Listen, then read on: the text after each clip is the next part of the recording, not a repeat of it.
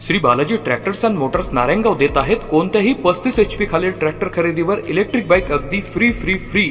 तर मग आजच आपला ट्रॅक्टर बुक करा। आमचा पत्ता पुणे नाशिक हायवे कुकडी कॉलनी नारायणगाव तालुका जुन्नर जिल्हा पुणे।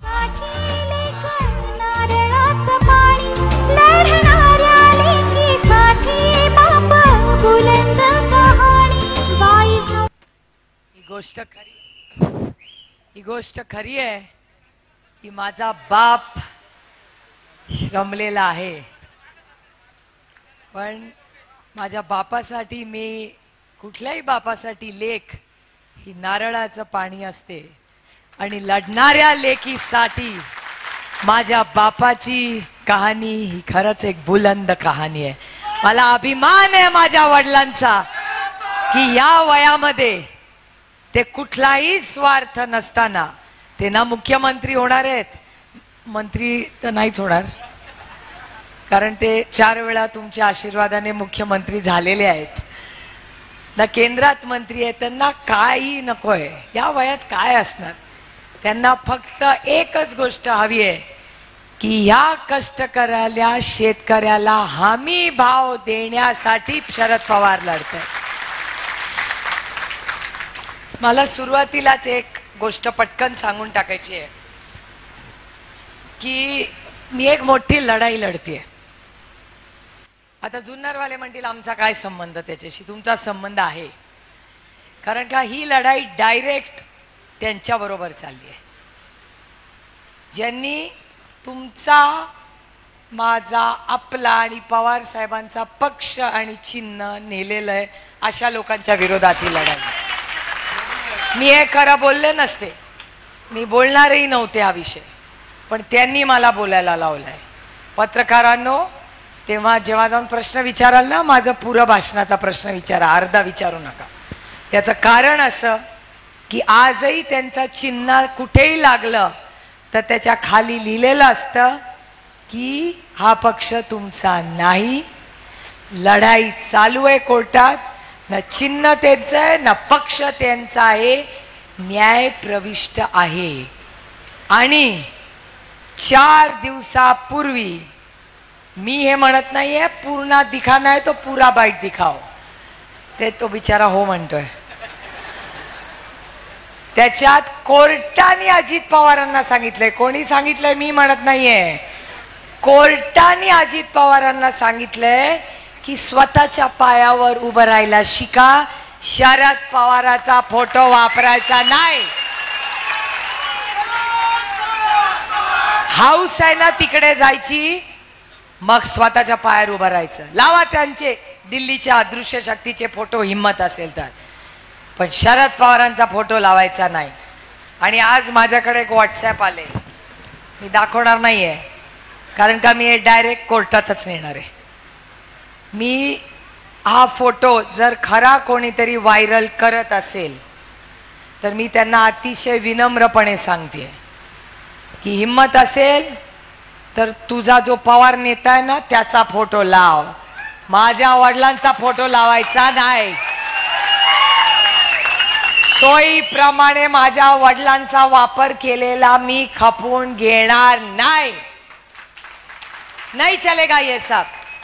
हाऊस आहे ना तिकडे जायची, मग तिकडचा पवारांचा फोटो लावायचा, इकडच्या पवारांचा फोटो नाही लावायचा। अरे कुठेतरी निष्ठा ठेव रे, दोन्ही दगडावर पाय ठेवशील तर पडशील। त्याच्यामुळे हे कागद नीट ठेव आणि स्क्रीनशॉट काढून ठेव, नको जाऊ दे, त्यांना पण व्हॉट्सॲप मिळाला असेल, ते तर आपल्या पुढचे आहेत, त्यांना सगळं माहिती असतं। आणि मी का दाखवत नाही, जर उद्यापर्यंत हे बंद नाही झालं तर मी डायरेक्ट कोर्टातच जाणार आहे, मग तो तू 1 वेच निवडून आला।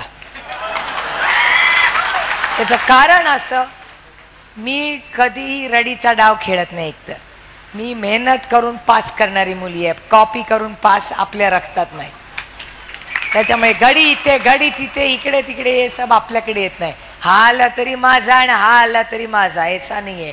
एकदा एक रस्ता पकडला ना, हारेंगे या जीतेंगे लेकिन लढेंगे, हा आमचा रस्ता आहे। सोयीप्रमाणे सगळेच माझे। तुम्ही माणूस आहात, बटाटा नहीं कि बिरयानी में डालो रोटी में डालो सब जगह चलो, ऐसा नहीं चलता.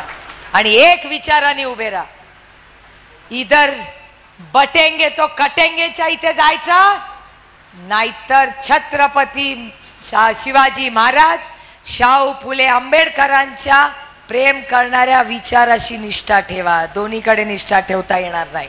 ही गलिच्छ भाषा तिकडे चालते. आम्ही कटेंगे तो बटेंगे वाले नाही हो, आम्ही प्रेमाचे आहोत. आम्ही सगळ्यांना एकत्र घेऊन जाणारे लोक आहोत. आणि हा देश हा यांच्या कटेंगे आणि बटेंगेने चालणार नाही. हा देश भारतरत्न डॉक्टर बाबासाहेब आंबेडकरांच्या संविधानाने चालणार आहे, यांच्या दमदाटीने नाही. आणि तुम्हाला शब्द मी देते, इथे आपलं तुतारीच वाजणार आहे, त्याच्यामुळे मला काय फार चिंता वाटत नाही. त्यांनी एक रेडीचा डाव बिडेडा करू दे. आता ते माझ्यावर बोलले नाही, ही काय तुझं वय काय, आता पवार साहेब काय तुझ्याबद्दल बोलणार आहे. तेवढी संस्कृती आहे, तेवढे संस्कार पवार साहेबांमध्ये आहेत की आपल्या मित्राचा मुलगा असला म्हणून ते संस्कारी वागतायत, त्याचा चुकीचा अर्थ कोणी काढू नये. त्याच्यामुळे हे जे व्हॉट्सॲप युनिव्हर्सिटी फिरतीये ना, करू दे. याचा अर्थच ते की त्यांना ह्यांचा फोटो आजही लागतोय, याचा अर्थ स्वतःहून ते निवडून येत नाहीत, याचा अर्थ तोच झाला. कारण का सुरुवातीला जेव्हा हे सगळं झालं तेव्हा काही लोकांवर मला जरा आश्चर्य वाटलं की ही कशाला तिकडे जात आहेत. काय इडी पिढी पिढा इडा मला नाही माहिती बाबा. मी काय कुणावर आरोप करत नाही, मी कधी केले नाही आणि कधी करणारी नाही.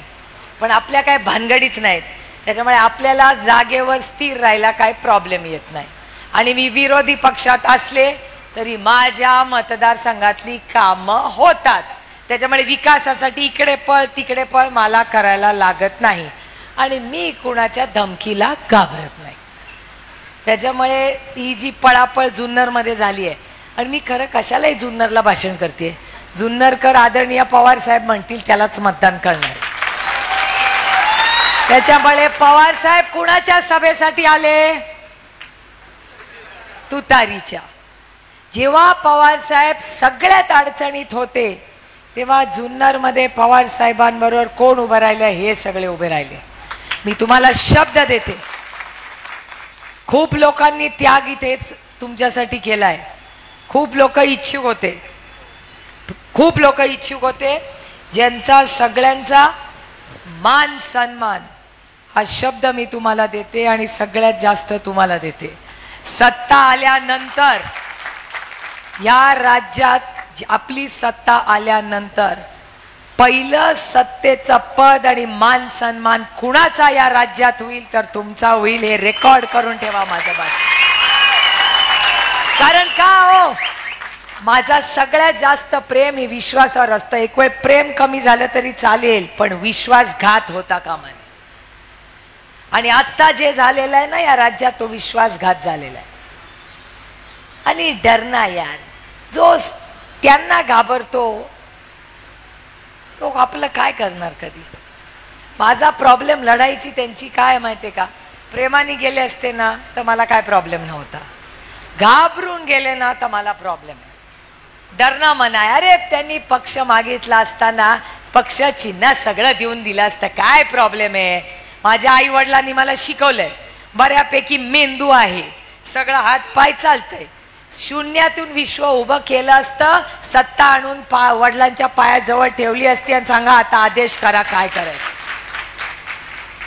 अहो, आणि मी त्यांच्यावर टीका करायला नाही इथे आले, माझ्यावर संस्कार झालेले आहेत. वल्लभशेठ बेंडके माझ्या वडिलांबरोबर सुखदुःखात राहिले हे मी विसरले नाही. आणि हो, 5 वर्षाचे एबी फॉर्मवर शरद पवारांची सही आहे, ते विसरले असतील पण मी नाही विसर. हे दुर्दैव आहे की आज काय झालेलं आहे राज्यात. या राज्यामध्ये ते तर झालंच आहे, पण ती आता परत कधीतरी ती येऊन कथा सांगेन. सगळ्यांना माहिती आहे पक्ष फोडले, काय झालं काय झालं काय झालं. मगाशी कोणीतरी 1500 रुपयाचा उल्लेख केला. एवढ्या महिला बसल्यात, प्रत्येकीला वाटतंय ती लाडकी बहीण आहे. या राज्यातली सगळ्यात लाडकी बहीण मी आहे. बरोबर आहे की नाही? लोकसभेपर्यंत नव्हते, आत्ता झाले. आणि ते प्रेम माझ्यामुळे नाही वाढलं, तुमच्यासारख्या मायबाप जनतेने झालं. जे शिरूर आणि बारामती लोकसभा मतदारसंघात अशी तुतारीचा दणका दिला की बहिणीच लाडक्या झाल्या, की ती लगेच म्हणायला लागली चलो बहिणी लाडक्या 1500 1500 1500. आणि माझ्याबद्दल तर काय म्हणतात, मी जेव्हा म्हणते 1500 रुपये दिले, 2200 रुपयाचा तेलाचा डबा आणि आमच्या खिशात 1500 रुपये द्यायचे आणि 2200 रुपयाचा तेलाचा डबा काढला, केवढी महागाई. मग माझ्यावर टीका करतात, ओ ही तर सोन्याचा चमचा घेऊन जन्माला आली आहे, हिला काय 1500 रुपयाचं. हो, सार्थ अभिमान आहे मला. हो, मी सोन्याचा चमचा घेऊन जन्माला आले, पण माझ्या आजी आजोबांच्या सोन्याचा चमचा आहे, तो ईडीचा चमचा नाहीये, सोन्याचा चमचा आहे. माझ्या 6 बांगड्या आहेत ना हातातल्या, या शारदाबाई पवारांच्या आहेत. बाई जेव्हा गेल्या ना त्यांच्या हातात या उडल्या माझ्या आईच्या वाटणीत आल्या, त्या आज मी रोज घालते, कारण का मला ताकद देते. कारण का आमच्या बाईंनी आम्हाला घात झाला ना तर रडायला नाही शिकवलं, आम्हाला लढायला शिकवलेलं आहे. म्हणून ही सुप्रिया सुळे लढते इथे. काय मला हवं होतं, सुखात जगत होते. एक लोकसभेचं तिकीट मागत होते, एक. कुठला सत्तेचं पद, मला काय त्या सत्तेचा मोह नाही, जन्मापासून सत्ता बघितली. मला नाही लागत 4 गाड्या पुढे मागे हे ते ताम झाम, मेरे को मला तर अजिबातच आवडत नाही. साधं राहावं, मजेत करावं, लोकांची सेवा करावी, तुमच्या आयुष्यात एक चांगला बदल घडवावा.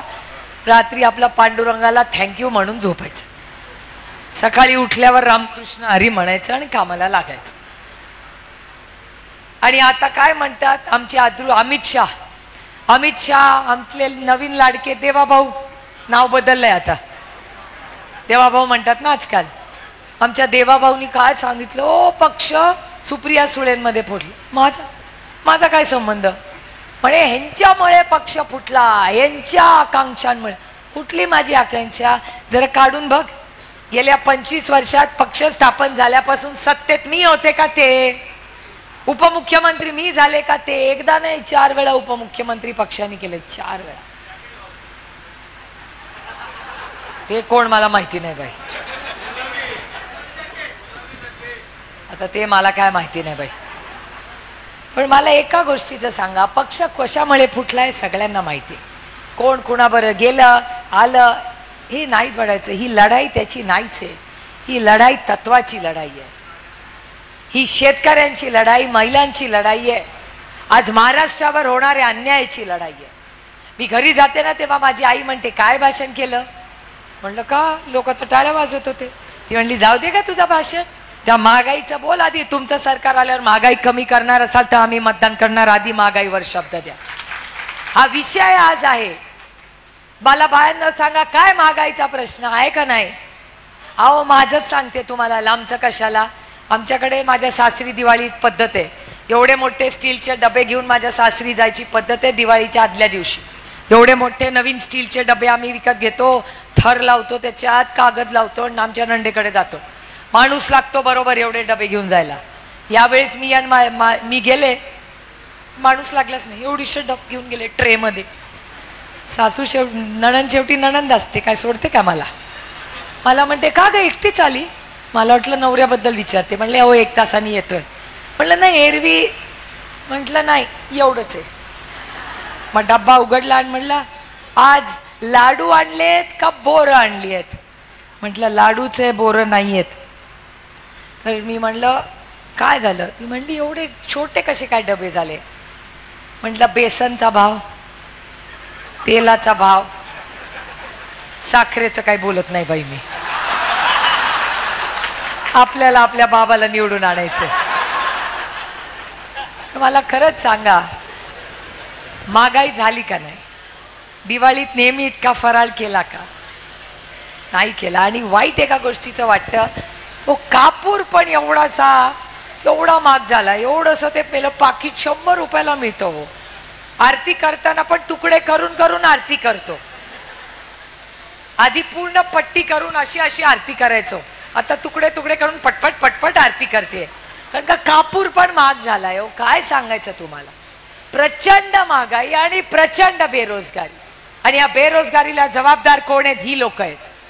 ह्याच मतदारसंघात फॉक्सकॉनचा इन्व्हेस्टमेंट येणार होती. 6 लाख लोकांना नोकऱ्या मिळाल्या असत्या जर तर फॉक्सकॉनची इन्व्हेस्टमेंट आली असती. कुणामुळे गेली? ही एवढी बोलतात ना, मग तेव्हा का नाही तोंड उघडतो? का नाही तेव्हा तोंड उघडलं? एखाद्याने आंदोलन केलं की फॉक्सकॉन नाही जाणार. मी तुम्हाला शब्द देते की महाविकास आघाडीचं सरकार आल्यानंतर प्रत्येक इन्व्हेस्टमेंट जी येईल ती महाराष्ट्रातच राहील आणि स्थानिक मुलालाच नोकरी मिळेल. आणि हा शब्द तुम्हाला आम्हाला द्यावा लागेल, कारण का तुम्ही आमदार होणारच आहे, आम्ही मतं देणारच आहे. पण आम्हाला गॅरंटी पाहिजे, मला पण पाहिजे. मतं जेव्हा मागतो ना तेव्हा गॅरंटी पाहिजे. अब असा धोका खाल्लाय ना की अभी छाछ भी फूक फूक के पीती हूं मैं. कोणावर विश्वास ठेवायचा अशी दिवस आली आहेत. पण विश्वास ठेवण्यासारखे लोक आहेत. आधी मला पहिले 5 दिवस वाटायचं कुणावर विश्वास ठेवायचा, अगं बया सगळी गेली. नंतर लक्षात आलं भारत देश आहे, इस देश में टॅलेंट की कमी नाही आहे. हा गेला तर ह्याच्याहून 1 लाखाचा एका दुसरा मिळाला, काय प्रॉब्लेम नाही. कारण का मी माझ्या पांडुरंगा, माझा जरा डायरेक्ट कॉन्टॅक्ट आहे माझ्या पांडुरंगाशी, कोई मध्यस्थी नाही लागत आपल्याला. मी आपलं माझ्या पांडुरंगाशी रोज बोलते. माझ्या पांडुरंगाला म्हणलं का रे माझं काय चुकलं की पक्ष, चिन्ह, आमदार, खासदार, ग्रामपंचायत, सरपंच, दूध संघ काय राहिलं का? काय बँक सगळीच गेली तिकडे. आपल्याकडे फकीर मी आणि अमोल दादा. अब क्या होगा. मग अमोल दादा म्हणायचं काय करूया, लढूया. बरं लढूया, कुठल्या चिन्हावर लढूया? तेव्हा काय पक्ष चिन्ह सगळी घेऊन गेली होती. मग मला अमोल दादा म्हणला तुम्ही माझी मोठी बहीण आहात, पहिला अधिकार तुमचा. मग काय करायचं? ते म्हणले तुम्ही कबशीवर लढा. बरं म्हणलं तू कशावर लढणार? तू म्हणलं मी पंखा, बॅट. मी म्हणलं बघूया. पण माझ्या पांडुरंगाच्या मनात काय होतं बघा. माझ्या पांडुरंगांनी काढून बरंच घेतलं, पण 1 नंबरचं नाणं दिलं मला की तुतारी वाजवणारा माणूस हे चिन्ह आपल्याला मिळालं. काही चिन्ह मिळायचं. कधी वाजते हो तुतारी? जेव्हा या हॉलमध्ये लग्न कार्य असतं तेव्हा तुतारी वाजते. जेव्हा सत्यशील आपल्याला 3200 रुपये भाव देतात तेव्हाही तुतारीच वाजते. जेव्हा आपल्या भागात नवीन कंपनी येते तेव्हा तुतारीच वाजते. आणि जेव्हा छत्रपती शिवाजी महाराज युद्ध पुकारलं तेव्हा पण तुतारीच वाजली होती. त्यामुळे ही वेळ ही लढाईची वेळ आहे. या असत्याच्या विरोधात. असत्य म्हणजे काय? मी तर आज कपाळाला हातच मारला. मगाशी मी देवदत्त निकमाच्या प्रचाराला गेले होते. तिथे शेळक्याचे एवढ्या ताई कुठे गेल्या? शेवाळे ताई गेल्या का काय? पुढे गेल्या त्या. शेवाळे ताई जरा बिचाऱ्या सोज्वळ आहेत. मला एक घाबरत व्हिडिओ दाखवतात. जरा बघता का व्हिडिओ? म्हणलं कसला व्हिडिओ आहे? म्हणलं जरा बघा, पाण्याचा प्रश्न आहे, आपल्याला अडचण होईल. म्हणलं आपल्याला कसली अडचण? आपण काय कुणाला मिंदे नाही, काय प्रॉब्लेम आहे?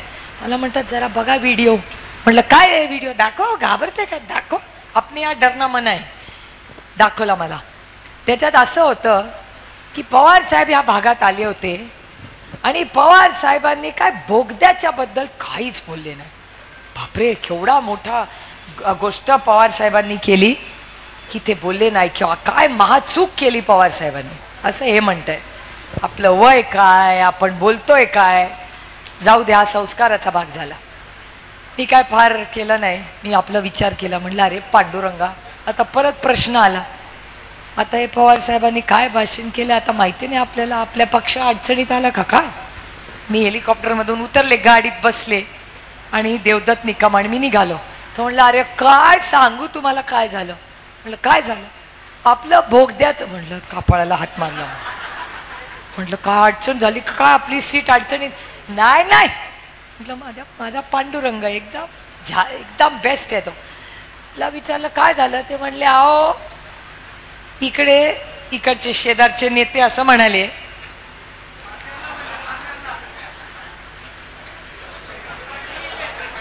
दुसरीकडे मोठे नेते ते असं म्हणाले की बोगदा होऊ देणार.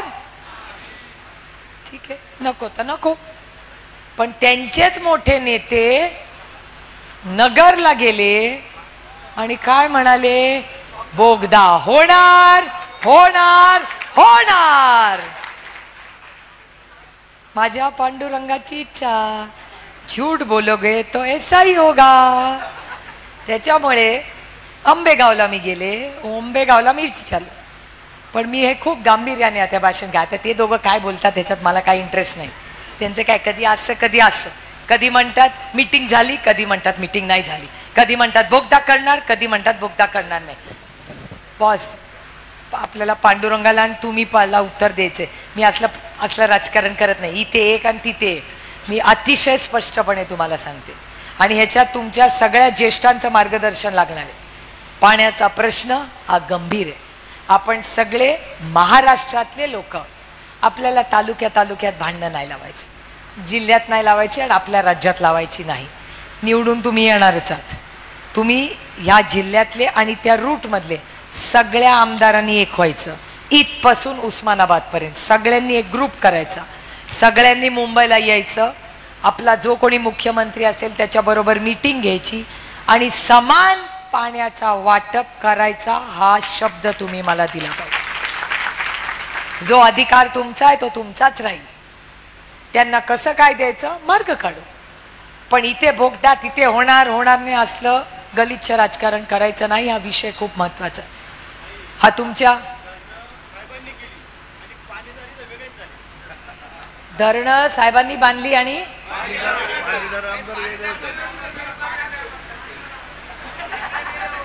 अरे संगतीचा प्रॉब्लेम आहे.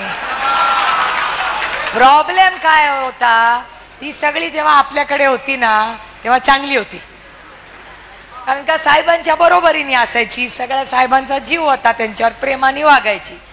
आता मावशी तुमचं नाव काय आहे? तुमचं नाव काय? हा नाव काय? मंदाताई. मंदाताई, आपली पोरं, तुम्हाला पण पोरं किती आहेत?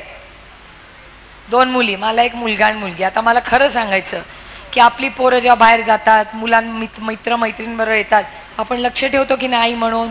पोराची संगत चांगली झाली पाहिजे. जो मुलगा पहिला येतो त्याच्याशी मैत्री कर म्हणजे तू पण अभ्यास करशील. जो इथे तिथे मोटरसायकलवर फिरत बसतो म्हणजे नापासच आपलं पोरग, बरोबर की नाही? मग आपण संगतीवर आईचा कसा लक्ष असतं तसं साहेबांचं लक्ष असायचं वडील म्हणून सगळ्या पोरांवर. संगत चांगली असते. ती सगळी तिकडे गेली, माँ का लाडला बिघड गया. ती असलं बोलायला लागली. एकत्र होतो तेव्हा बोलायची का अशी? ते संगतीचा प्रॉब्लेम आहे. ती देवा भाऊ कसा बंदूक घेऊन फोटो देतय बदलापूर. हा बदल्यानी देश चालत नाही. आणि या राज्याच्या गृहमंत्र्यांनी बंदूक घेतलेली तुम्हाला चालेल का? हा कैलासवासी RR पाटलांचा महाराष्ट्र आहे. इथला कुठलाही मंत्री हातात बंदूक घेणार नाही. काय चाललंय? या संगतीचा प्रॉब्लेम आहे. ही सगळी संगत झाली आणि अशी बोलायला लागली. परवा संगत कशी वाईट असते बघा. ते कोण मंत्री होते हो केंद्रात, काय त्यांचं नाव? हा कसं कळलं बघा. लाथ मारली की नाही? संगतीचा प्रॉब्लेम आहे. हा बघा कसं बोल. संगतीचा प्रॉब्लेम. ती आपली शाणी होती, तिकडे गेली आणि अशी वागायला लागली. लाथ मारलेली चालेल का? आपल्या 2 वर्षाचा चुकून पाय लागला तर आपण म्हणतो चपटा पोरांना मारतो आणि पाया पडतो. ती बघा कशी. एखाद्याला चुकून पाय लागला तर, तुझं नाव काय बेटा? स्नेहा. जया. आमची जया काय म्हणते? आपली जया की एखाद्याला चुकून पाय लागला तर आपण पटकन नमस्कार करतो. आणि हे तर कार्यकर्त्यांना लाथा मारतायत, ही त्या भारतीय जनता पक्षाची संस्कृती आहे. आणि असल्या लोकांबरोबर तुम्ही जाणार? तिकडे जाऊन काय केलं तर बायकांना धमकी दिली की 1,500 रुपये घेतले आमच्याकडून. ह्याच्या काय खिशातले पैसे? आम्ही टॅक्स भरतो त्याच्यातून, तुम्ही टॅक्स देता त्याच्यातून 1,500 रुपये येतात. आणि काय म्हणतात, गेला तर फोटो काढ. नाही ते त्यांनी पाठवावं भारतीय जनता पक्षाचा माणूस. हिम्मत आहे तर काढ. प्रत्येक महिलेचा फोटो काढ. तुझा कसा कार्यक्रम पोलीस स्टेशनला करते दाखवते. ही शब्द तुम्हाला देते की त्यांनी 1,500 रुपये दिलेत लाडकी बहीण म्हणून. आपण पुढचा टप्पा गाठतोय. तुम्ही एक शब्द द्या मला की ह्या भागाचं आमदार झाल्यानंतर या प्रत्येक महिलेला सन्मानाने नुसतं लाडकी बहीण नाही, ती महालक्ष्मी म्हणून प्रत्येकीचा सन्मान तुम्ही करा. आणि नुसता सन्मान होणार नाही. उद्धवजी, आज तुम्ही इथे बसलाय, उद्धवजींनी शब्द आम्हाला दिलाय की पुढचे 5 वर्ष सगळ्या ज्या मूलभूत गोष्टी आहेत त्याचा भाव स्थिर राहील, महागाई आम्ही होऊ देणार नाही. कंटाळले तो महागाई, बेरोजगारी आणि भ्रष्टाचाराला. तुमचं राजकारण चालू राहील.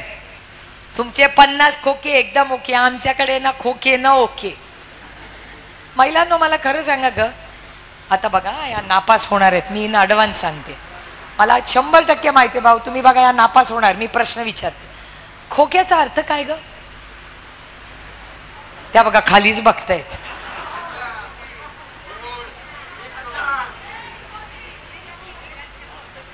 रिकामी चौकट, आमची सुसंस्कृत. तुझं नाव काय?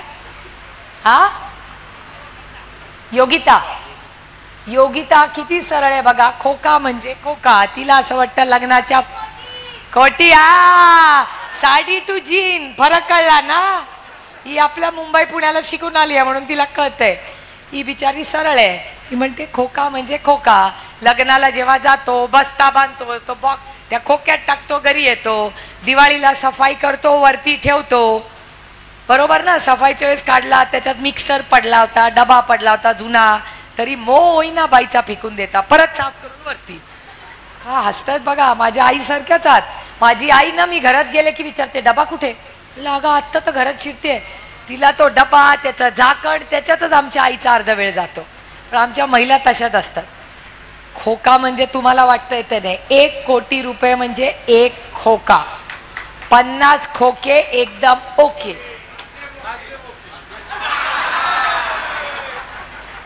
आता 50 खोके गुणिले 40 आमदार, किती पैसे? 1600. वा वा, काय गणित आहे. माझ्यापेक्षा चांगलं गणित आहे. माझं गणित वाईटच आहे. 2000 कोटी. आम्हाला 1 कोटीत किती शून्य माहिती नाही, 2000चं कसं सांगायचं. 2000 कोटी रुपये घेऊन यांनी पक्ष फोडले.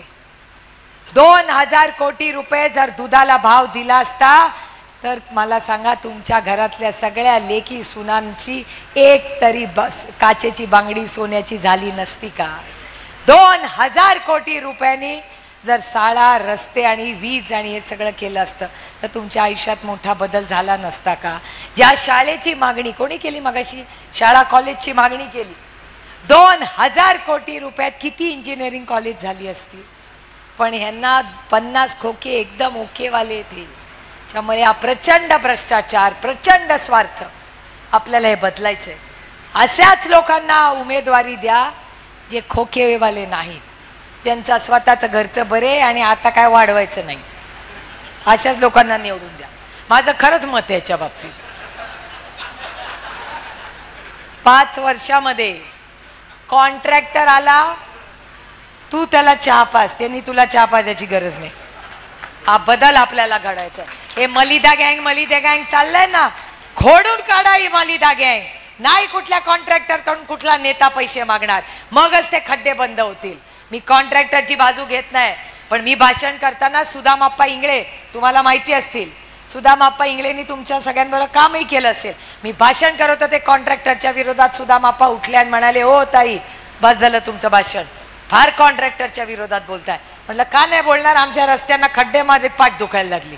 मला म्हणतात नाही आमची चूक नाही, मी पण एक छोटा कॉन्ट्रॅक्टर आहे. आम्ही कॉन्ट्रॅक्टर पैसे खात नाही, जर फाईल बरोबर पैसे द्यायला लागतात ना म्हणून खड्डे येतात. तुम्ही खाणं बंद करा, आम्ही रस्त्यातले खड्डे बंद करतो. तो दिवस आणि आजचा दिवस मी कॉन्ट्रॅक्टरला नावं ठेवत नाही. या नेत्यांनी हा बदल घडला पाहिजे. हा बदल आपल्याला घडवायचा आहे, परिवर्तन घडवायचं आहे. तुम्हाला हमी भाव देण्यासाठी परिवर्तन घडवायचं आहे, महागाई कमी करण्यासाठी, भ्रष्टाचार कमी करण्यासाठी, तुमच्या अधिकारांसाठी. कुठला अधिकार यांनी घेतलाय? यांचं काय एक तर पक्ष इथून चालत नाही, दिल्लीवरनं पक्ष चालतो. सगळे निर्णय दिल्लीत होणार, मग दिल्लीतच जाऊन पक्ष काढा, नाही इथे कशाला येत आहे? त्यांच्या पक्षातला उमेदवार पण दिल्ली ठरवणार. अरे हे कुठले स्वाभिमानी मराठी माणसं. मग आम्ही परवडले, मग मी आणि अमोल कोल्हे जेव्हा लढलो, कुणाला माहिती होतं तुम्ही एवढं भरभरून मतदान करणार आहे? बाहेर यायला लोक घाबरायचे. खरं आहे की नाही मला सांगा? तुम्हाला त्यांना माहिती होतं, आम्हाला दोघांना कुठे माहिती. मी आणि अमोल कोल्हे ठरवलं होतं, कुछ भी करेंगे स्वाभिमानाने लढेंगे, हारलो तरी चालेल, कारण का इतिहास पळपुट्यांचा लीला ना जात नाही, लढवय्यांचाच इतिहास लिहिला जातो. त्यामुळे इथे परंपराच आपली आहे. मला वाटलं नवीन काहीतरी बोलताय, मी घाबरले, कारण का काही ठिकाणी नवीन चाललंय.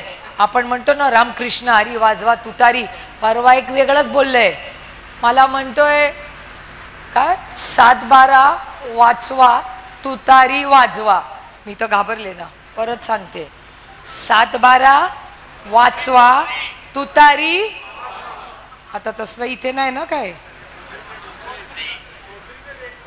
होतं ना, आठवतं ना. असल्या सगळ्या लोकांना आता घरी पाठवायची वेळ झालेली आहे. नवीन सुशिक्षित सुसंस्कृत एक सेवक म्हणून आता आम्ही गाड्यांच्या मागे पळणार नाही. काळ बदललाय. आमदारांनी आमच्या मागे पळायचं, आम्ही नाही आमदाराच्या मागे पळणार. खासदाराबद्दल पण तसंच. नाही तर तुम्ही म्हणाल आमदारांना पळवायला लावतो. आमदार आणि खासदार आम्ही एक टीम असतो, आम्ही टीम आहोत. आणि मगाशी कोणीतरी म्हणलं त्या व्हिडिओमध्येच आहे की केंद्रातून तुम्हाला निधी हवा असेल तर आम्हीच लावू. कोणी म्हणलं? आमची सगळी कामं होतात.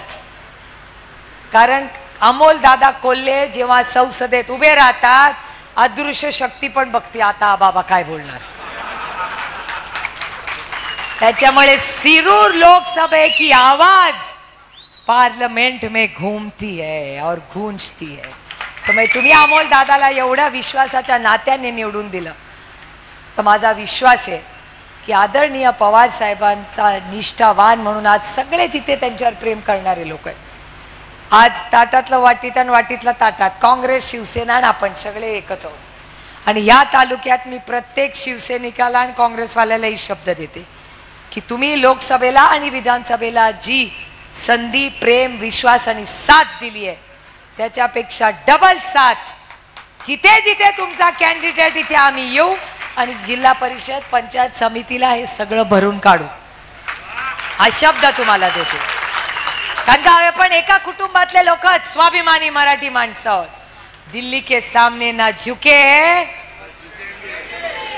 ज्यांनी आमच्या घरावर रेड केल्या, माझ्या 3 बहिणींवर, विजया पाटील, नीता पाटील आणि रजनी इंदुलकर, माझ्या 3 बहिणींचा काय संबंध या सरकारशी? त्यांच्यावर रेड केली. महिलांना रेड माहिती आहे का काय असते? घरात पोलीस येतात, 5 दिवस राहतात, हलता पण येत नाही. काय माझ्या बहिणींचा संबंध या सगळ्या राजकारणाशी? आणि ज्यांच्यावर आरोप झाले ते मोकाट फिरतात आणि माझ्या बहिणींवर तुम्ही आरोप करता. लाज वाटली पाहिजे त्या भारतीय जनता पक्षाला. आज अनिल देशमुखांवर आरोप केले, संजय राऊतांवर आरोप केले, सगळ्यांवर आरोप केले. आणि जे आरोप केले, राऊत साहेब लढले, अनिल देशमुख लढले, जे नाही लढले ते वॉशिंग मशीन मध्ये घेऊन काय काय झाले. पण असं होत नाही हो. या काळ्या मातीशी इमान राखणारा माणूस पाहिजे आणि काळ्या मातीशी इमान राखणारा उमेदवार हा तुमच्या समोर मी आणते आहे. त्यांनी याचं तिकीट फक्त मेरिट वर झालेलं आहे. मेरिट.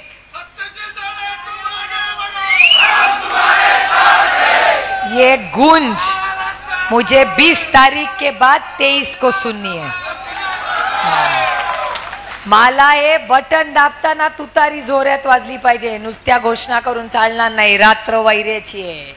येतील, पता नाही काय काय देतील, सगळं घ्या. तू टाळ्या वाजू नको. तुला काय वाटलं मी म्हणते चहा कॉफी? बरोबर कळलं ना तुला? एकदम स्मार्ट आहे, भारी आहे. आपण युवती काँग्रेसमध्ये घेऊन टाकू तिला. झालंय आता ते व्हिडिओ पाठवा. मी सांगते रात्र वैरेची आहे. ते येतील, त्यांचा मान सन्मान करा. ते देतील ते घ्या, कारण का ते त्यांचं नाही, तुमच्याच कडून घेतलेलं आहे. सगळं घ्या. ऐकायचं जनाचं. या येऊ दे, स्वागत करा, सगळं करा, ती पण कधी आपली होतीच ना. पण संगत मध्ये प्रॉब्लेम आहे. त्यामुळे आता काय त्या भानगडीत पडू नका.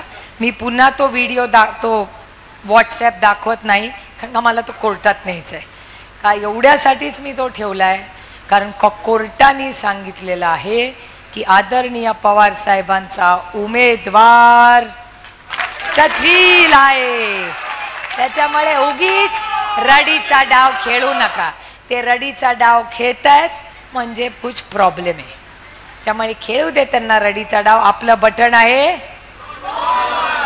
2 नंबर म्हणजे काय? पाणी, रस्ता, वीज, न्याय, सेवा. लक्षात ठेवा. आपल्याला काय पाहिजे जुन्नर मध्ये? आपल्याला पाणी पाहिजे, आपल्याला रस्ता चांगला पाहिजे, आपल्याला न्याय पाहिजे, आपल्याला चांगली वीज पाहिजे आणि आपल्याला चांगली सेवा करणारा आपल्या हक्काचा आमदार पाहिजे. त्यामुळे आपण इथे तिथे बघायचं नाही. 2 नंबरचं आपलं ठरलंय. 2 नंबरला तुतारी वाजवणारा माणूस. लक्षात ठेवा, नुसतं तुतारी तुतारी तुतारी करू नका. आता ते हा शिवसेनेचं काय? शिवसेना नेते यांनी माघार घेतली याचे आभार. अरे ऑफकोर्स.